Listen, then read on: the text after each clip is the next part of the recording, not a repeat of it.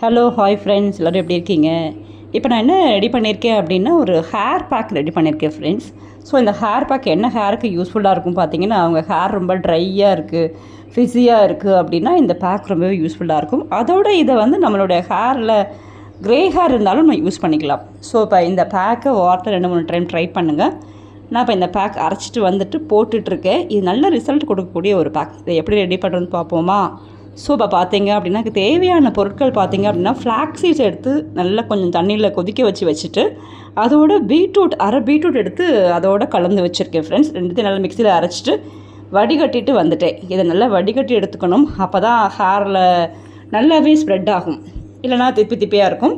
நல்லா வடிகட்டி எடுத்துகிட்டு வந்துட்டு இதை ஹேரில் அப்ளை பண்ணிங்க அப்படின்னாக்கா ஹேர் நல்லாவே மாய்ஸ்சர் ஆகும். இதை நான் வாரத்தில் 1 அல்லது 2 டைம் போடுவேன். என்னோடய ஹேர் கொஞ்சம் ட்ரையாக இருக்கும். ஸோ இப்போ இந்த ஹேர் பேக் போட்டுகிட்டே இருக்கிறதுனால ஹேர் நல்லாவே இருக்குது, நல்லா சாஃப்டாகவே இருக்குது. அதை ட்ரை பண்ணுங்கள் ஃப்ரெண்ட்ஸ்.